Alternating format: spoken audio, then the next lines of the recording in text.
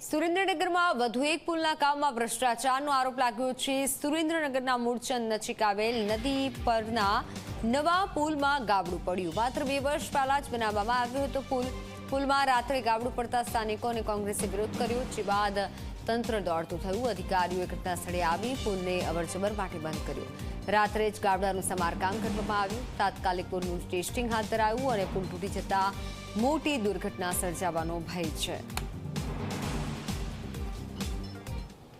ગામડામાં આવવાનું હોય તો આ રસ્તો ખાવ ખરાબ કરી નાખો। મોટા વાહન ભારે વાહન હાલે છે એટલે નાના વાહન હાલવાનો આ રસ્તો છે। આ ગામડાનો રસ્તો છે, સિંગલ પટ્ટી રોડ છે। આ ભારે વાહન હાલે એટલે આ નારું ફૂલ જોખમી છે અને આ 3-4 જગ્યાએ મોટા મોટા ફાંકા પડી ગયા હતા, ધૂળ નાખીને બૂર દીધા છે। હા, રાતે ગાબડું પડ્યું, રાતે ગાડી હલવાની હતી, રાતે આ બૂરી દીધા। હું આવ્યા હતા હવારમાં, ધૂળના ઢગલા હતા। આ પુલ 4 વર્ષ પહેલા બન્યો હતો, પણ નબળી ગુણવત્તા મતલબ ઉપયોગ કર્યો હોય એટલે આ પુલમાં ગાબડા પડી ગયા છે અને તંત્ર પોતાનું પાપ છુપાવવા ફક્ત રેફો નાખીને થીગડા મારે છે। તો અમારે એવી માગણી છે કે આ આરસીસી નો માલ નાખી અને તાત્કાલિક આ થીગડા પૂરે, અન્યથા કોઈ જાનહાની થાય છે તો જવાબદારી તંત્રની રહેશે।